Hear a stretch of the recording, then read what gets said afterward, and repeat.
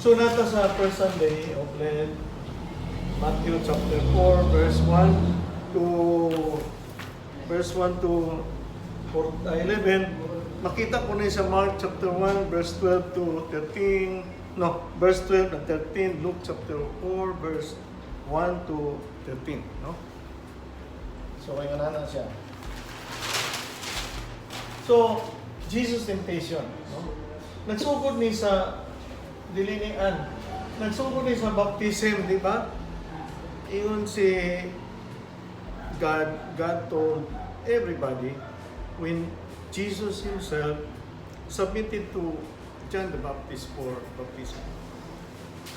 The heavens opened and he told everybody, "This is my beloved Son, in whom I am well pleased." Muna akong labing gipangga nga kanang anak nga ako na nahimuot ug maayo kaniya. So dito ni nagsugod, then after that he was led, no? He was led by the Spirit to the wilderness in order Satan will be able to tempt him. There are so many ganiha ako nang explain sa inyo. There are so many ways to explain that. In our own workplace, in our own life, temptation is everywhere. Walang istorya ko ganyan nga matuka sa usa ka opisina. Kuha na dito ang temptation, di ba? You are led to get your birth certificate or your marriage license sa usa ka opisina. At kuha na dito ang grabe ang temptation mo. Bigay ba ka, matag ka stock. Dugay-dugayon ka, mapukus na lang ang hatag, and so forth and so on. So, muadto ka o gana na ang rehistro sa iyong pa-rehistro diyan nga. Or muadto ka dito sa kana na opisina, mangayo ka o mga documents, papilis, maglukat ka o unsa pa niya. Grabe yun, no? Even mo pila lang ka o mangihi na pag-imusingin. Diba? O pila lang ka maglukat og ticket sa barko na imusingin. Gusto yun nga, mauna yun sila. So, in 1 Corinthians chapter 10, verse 1 to 13, kaniyang temptation ko ni Jesus is in parallel to Israel in the Red Sea. Wherein, after crossing the Red Sea from the hands of the Pharaoh nga gibuhian sila, itagaan sila freedom, then they come into the shoreline sa Red Sea, di na sa kibaluod sa aso na paingon. But God gave them the idea they have to go to cross the Red Sea, but of course they have to rely on Him. And Moses was instructed by God just to raise your hands. That's it. And the Red Sea parted. After the Red Sea, then they went to the wilderness. They are also tempted. First, tulog po yung temptation. They are very hungry. Then, they are sent by God with a provision, a manna. And then the second temptation, they complain. They complain again the manna, and they complain because there's no water. Amen? There's no water. They complain. Makita niyo muna sa Exodus chapter 17, verse 2. And then, Moses kanana went to the Mount Horeb, no? To get instruction from God. What happened? While he stayed there for some time, the people of God are impatient. They keep on complaining and remembering that in Egypt we can eat like this, like that, we can have entertainment like this, like that. No? Bisag sobra sa tong amo kay slave man ta dito makakaon gyapon tag lami nga pagkaon. But diri gulatan ni Moses asa man siya? Then they cast all their jewelry and they created the golden calf. Imbalik ang ilahang pagka sana nga na religious parte sa ilahang pagan na religiosity. Nag-worship sila sa golden calf. Nag-offer sila sacrifice. Kung sa ilang sacrifice, human sacrifice of course. No? Kanang mga virgin nilang sacrifice. No? Para sa ilang predicament. Nga namin sa kuwan karon wilderness di kibalo kung sa imong buhaton.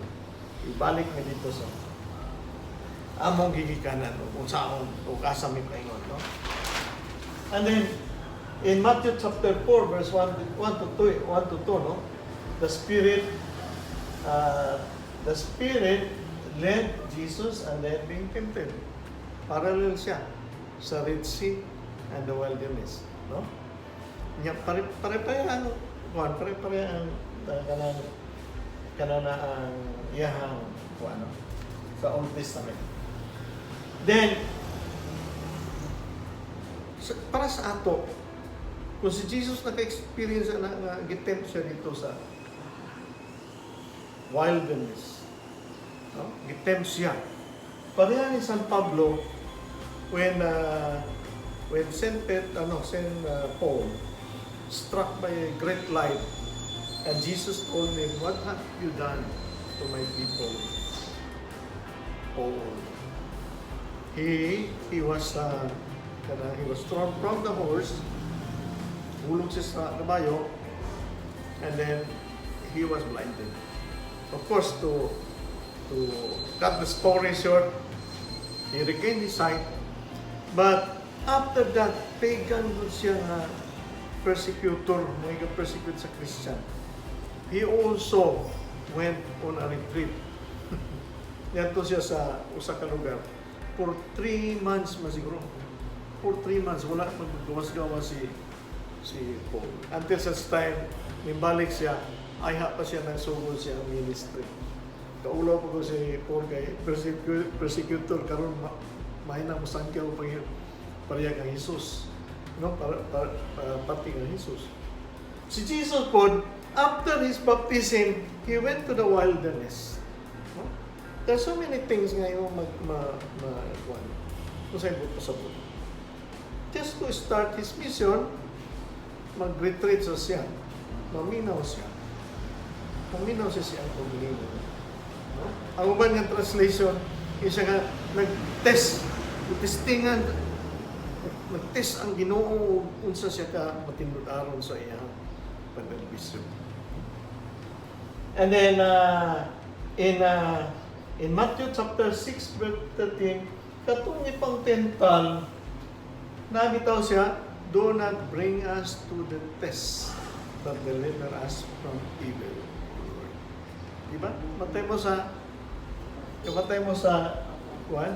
sa Matthew chapter 6 verse 13 sa the Lord's Prayer, no?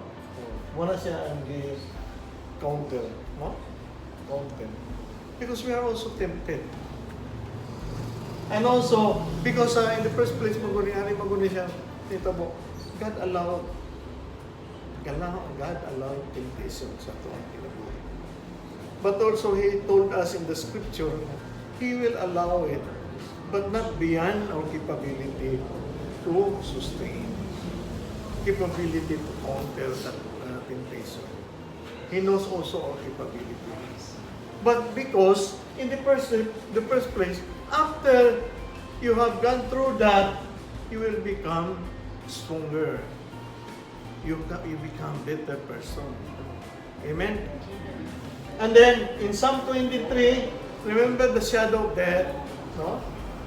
Ingon sa Psalm 23 nga, Lord, protect us in our life. You can read the Psalm 23, no? Basahon na siya. So, to be tempted by the devil, duha na siya ka temptation. Either you are tempted or you are tested. And temptation entices you to go wrong. This is the will of God. Dito ka pikas. No? Untested lahi opportunity to choose right and wrong. Muna isulayan ka, pero dili mayo ang paminaw na ko sa sulay. Ang gwapo ang in English tested, no? Kay sulay man gud, sulayan man gud. But may laing hubad sa in English sa Bisaya, sulay ra man yun. But kung itestingan ka para sa laboratory, no? Testingan ka, o testingan kasi yung pagkatao, tanaw na to, may bunang baliya kung sa'y mayo, kung sa'y dili. No? Something like that. In the Old Testament, remember si Isaac, kasi Abraham, itestingan siya kan Isaac. Diba? Yung siya nga i-open na yung anak. May gani nakakita siya karnero dia sa nasangit ang iyang sungay dia sa mga kagingking mo yang gi-offer kay nga nang ginawa yon ay offer to ay kwanito. Karang gamay nga lang mo yang gi-offer. But with that, gitistingan si Abraham nga tinuod siya nga faithful man siya nga servant sa Ginoo. Then nga siya, I will bless you. I will make your offspring as many as the sun on the shoreline, as many as the stars in the sky, and you will be the father of all nations. Amen? No? Remember in Exodus also, they are tested. Israel in the wilderness for 40 years. Di ba? Mas may natos Abraham kay diha. But makita ni mo nga nung 40 years? 40 years is hingpit, complete, perfect, no? Pagpasabot ka na, dagan kayong pagpasabot. Because, kaya nga life begins at 40. No? Remember that. Dili man 50, 40. Muna yung pagpasabot po 40. Because of the stubbornness of the people of God. Stubborn kayo. No? Remember ito katutulog about ilang complaint? Mana, water, dahil nagbuhat o kanang idol. The first temptation from baptism, if you are the Son of God, ibalik sa Ginoo ang iyang kuan nga sa baptism sa istorya sa Ginoo. This is my beloved Son in whom I am well pleased. Gigamit sa yawa. You are the Son of God. You are the favorite Son of God. Amen? Huh? You are the favorite Son of God. Why don't you change the stone into bread? Diba? Man shall not live by bread alone, but by every word that God has spoken. Remember sa kananaan sa ito ini nana sa Deuteronomy chapter 8 verse 3 kana siya no? Deuteronomy chapter 8 verse 3 kana siya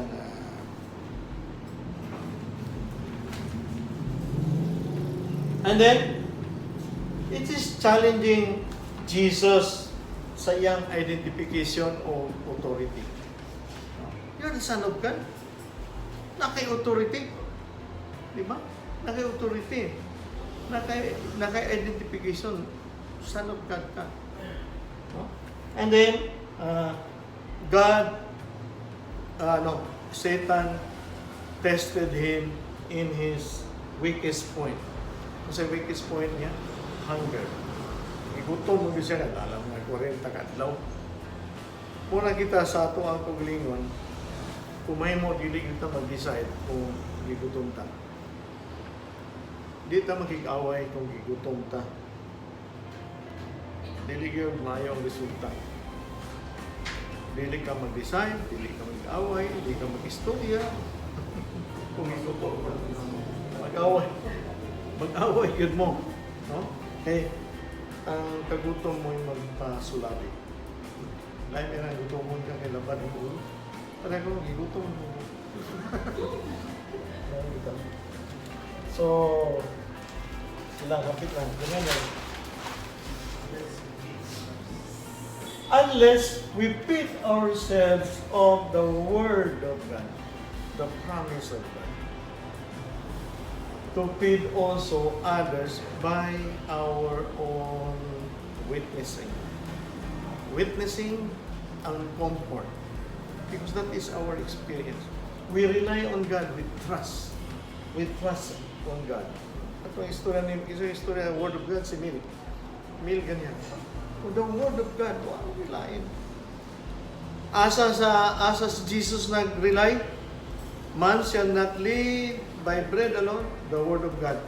Unsay gitempt, sayawa saya, the Word of God. Meaning, out of context lang usa. But, kung di ta magbantay sa ato ang kinabuhi, taghan kayo ang gagamit ang Word of God. Lain-lain nga konteksto, lain nga sitwasyon nila gamiton para kita malaylo.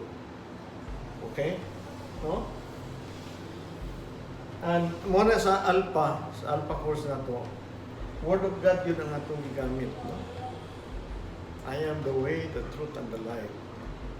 Is there more to life than this? I am the way. I am the truth. And I am the life. Then the second temptation, are you an encourager or discourager? Or are you a lover or hater? Ano, unsa man ay tintal na po ni Satan kang Jesus? Unsa may ang temptation? Ha? Throw yourself down on the cliff. Anyway, the holy angels of God will attend to you. No? Psalm 95. And then, in Psalm 91, verse 11 to 12. Psalm 91, verse 11 to 12. No? Insya nga, if you are the Son of God, throw yourself down, for it is written, He will command His angels concerning you, and with their hands they will support you, lest you dash your feet against a stone. No? Meaning, it is about trust. And you have to be prepared always. Mo bitaw tong ingon si Mil ganiha nga, the fruit of the Holy Spirit. Pinoon. No? We have to rely on the fruit of the Spirit. Can you see in the person the fruit of the Spirit? Otherwise, ang mo istorya nimo lami may kay mo istorya. But wala diha ang fruit sa Espiritu sa into sa iyang istorya. Then magduda ta. You trust only if that person is consistent. Dili nga labing na nga tao sa puton man. Peaceful ba siya nga tao? Peaceful nga man, dili man labing. Because the fruit of the Spirit, mabita na dili fruits. Fruit of the Holy Spirit, naa ka na tanan. So, kanang sa temptation, kung naa tanan diha, well, makaingunta sa Ginoo ni. No? But ang Satanas at pintali mo, kung sa may naasa yan, peaceful ba siya? Loving ba siya? Kind ba? But ang ihang tuyo lang is pagpaninta na yun. No? And then, the third temptation, ingon siya nga, in the presence of the Father, sa ikatulong na temptation, in the presence of the Father, nakaako si Satanas o pintal. Kaning tanan sa kalibutan imong nakita. Kaunsa ba siya nga? Dili man na iya ba rin na? Sa Ginoo man ang creation, ibo kalibutan. Maimo ni tanan. Kung mag-worship ka lang sa ako. Meaning, gibalhin ang pag-worship kita hay sa temptation ni Satanas kang Jesus. Gibalhin ang pag-worship dito kang Satanas kay iyang giangkon ang tibuok kalibutan. Amen? Ingon na gyud ni dili na ni scriptural ni akong gastorya karon. Get away from me, Satan. No? Tahawa sa ako, Satanas. Naingon na gyud Jesus mo, hindi na gini mao. Hindi na gini mao. Get away from me, Satan. Ihawa to sa palis. Ihawa. Huwag yun siya na yung mga ihawa ko isa. Amen. Amen. Busog pa ba mo? Ha? Busog pa mo?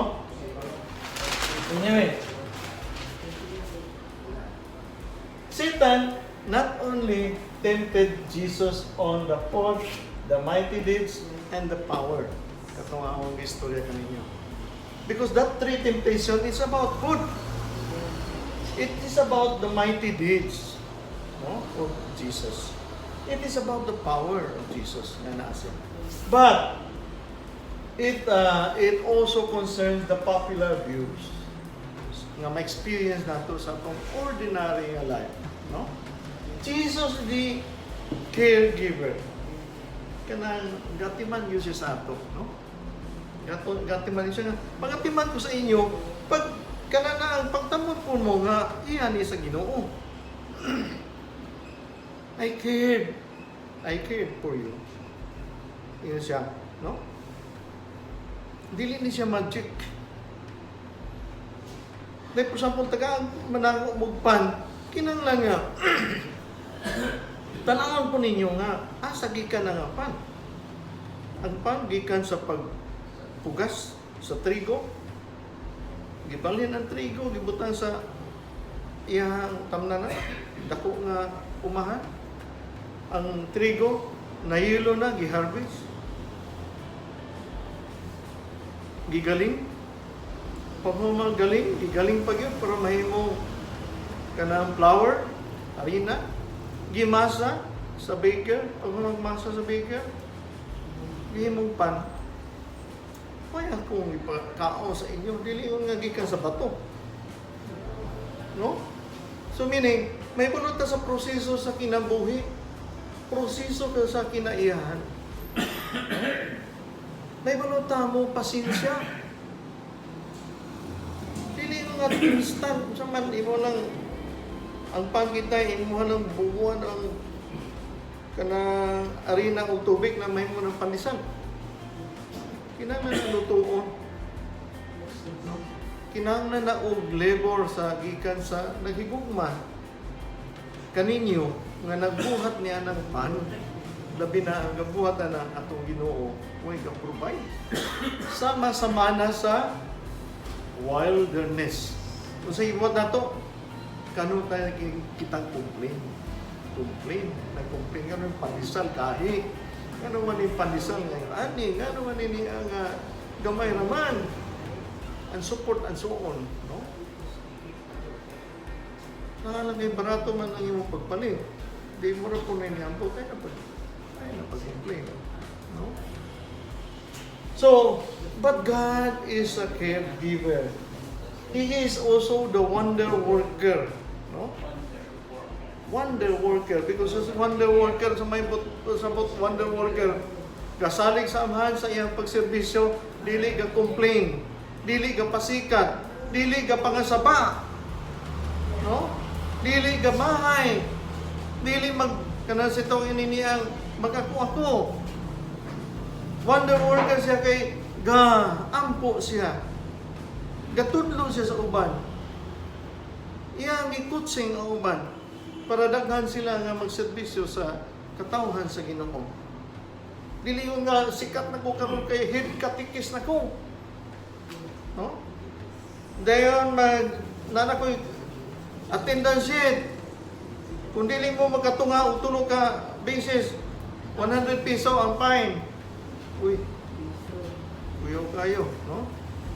100 pesos. Kung unong kagwan, drop. Drop na sa roster, something like that, no? Wonder worker. Why ka nang kakapoy na makita ni mo siyang itsura? Eager to serve. Because by virtue of our baptism, dito nato nakuha ang pagtabang sa pagserbisyo, pagkabig sa uban nga wala na magsunod, wala na manimba kang Hesus, binunyagan o wala na manimba.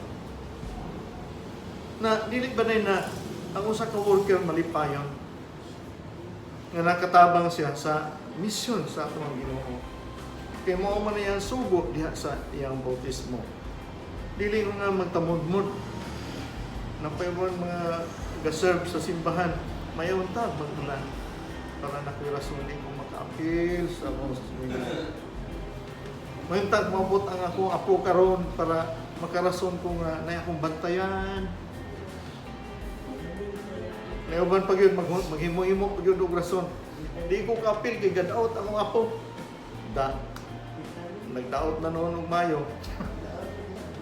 Something like that. Wonder worker. And then, the source of power, the Holy Spirit. Dili ta mag-rely sa itong kagalingon. The most important yun nga, mag-isip kita rely o atong kagalingon. It is about the relationship between Christian. Kanang relationship nato dili gyud ato nga pagsulbad niya na. Kinahanglan yun na nga ato ang ampuan. Nga support faithfulness sa atong mga membro diha sa atong community o sa atong simbahan. Dili ato ang pag-usab. Dili ato nga expectation nga sila nitubo na kay gihatagan na sila og kanana ang pagtulunan. Dili ato ang pag-expect sa ilaha nga mosunod na sila kay naa na sila gisunog nga kobinan. Sunog-sunog nga kobinan pa yung taas. Paso-aso matapang pa ng sunog-sunog. No? Dili. Bisan pag napulo kasunog ng imong kobinan diha kada tuig mag-renew mo, magsunog mo kanunay. Dili na makatabang sa iya. Pag higugma sa Ginoo, tiwas siya kasabot. Ayaw siya makasabot o kita mga leader atong ipakita o giunsa nato pagigugma ang Ginoo. Na kung kita kanunay away diri sa taas, kung saan po ng mga ubos, kanunay po ng away o nga to ang batasan nga dili mo mapanaminan diya sa ubos kay tanaw nila nga taranta man yung mga leader. Nag-virus, nalay virus sa China, di na mag-prayer meeting kay nay virus. Kalayo mo kayo, gani mag-declare ang kanana ang CBCP, do gani mag-declare ang kagayang de oro.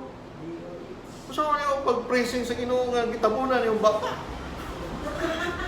Kinala mo prayer meeting ta, kinahanglan na tabon. So, o sige, mag-snack na ta katong white tabon sa iyang baba, dili mga kaon. Kaon na pagkaon ng may tabon. Sige, walay puwasa sa tabon ha, mag-snack na ta.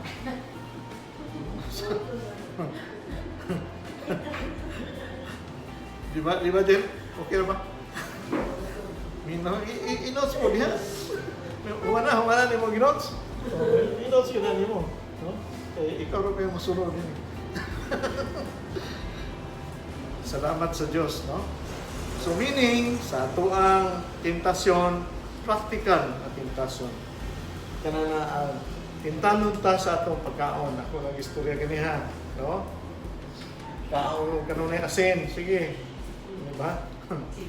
Gidili sa Ginoo, kaon daghang asin, kaon daghang sugar, no? But ang Ginoo caregiver gyud siya kanunay. Kung saan mo pag caregiver nga sa pagkaon palandaan matintal ka naman. Di ba? Kaya kung matintal ka sa pagkaon, hakog ka kayo nun sa iyo pagka-caregiver, di ka bahin. Amen? O, hakog ka sa oras, hakog ka sa tanan, hindi mo mabahinan. Sa mga yung pagka-wonder worker o self-centered kayo kay nagtuo ka nga maay yung laki ka. Ha? Hindi ka wonder worker, dili ka mapanaminan sa uban. No? Kung saan man mo nga ma-source ka sa inspiration sa uban, ma-inspired ang uban sa imo. Kung ikaw mismo na ka sa imong gahong, imo ginagpamod nga ako gud ang leader diri. Dili ma-inspire ng uban. Dili ka mong bahin, mag-share, mag-delegate, and support and so on. Dili nimo tagaan o panahon nga ma-develop pa ng uban. So ano sa mga alpa, bisan mga batanon, ako yung muhatag karon di na ako, sila na. No? Anyway, matiguan mo po na sila later on. Mangita na po nagbatanon. Mangita na po nagbatanon para inyo hatagaan, anak. Pasag yung gano'n. Dito mo dako. Dito mo dako. Dito mo dako. No? Dito mo dako ang atong kwan. Kaya matimtal ta. You are tempted sa imong comfort zone. Comfortable na ko ini. Mura yun na kung ihatag. Wala yun na yung comfortable na dito ay ini. Tingin mo dako ang ato ang ato ang simbahan, ang ato ang organisasyon, o ban pa di yun ang dako. Tingin mo tubo. Salamat kayo, tinaagi ni sa pagpangaman ni Santa Maria, gabi na karon, as Wednesday, naunta kanunay siya, pag-auban ka nato sa kumpanaw, sa pagtuon diha sa pulong sa Dios. Sa ngalan sa Amahan, sa Anak, sa Espiritu Santo, maghimaya ka Maria, na puno ka sa grasya, Ginoong Diyos na kanina. Ulaan mo ikaw sa babae ng tanan, magkakita sa Diyos. Santa Maria, inahin ka sa Diyos. Iyang po kami makasasal, karoon sa oras sa aming kamatayan. O glory be to the Father, and to the Son, and to the Holy Spirit.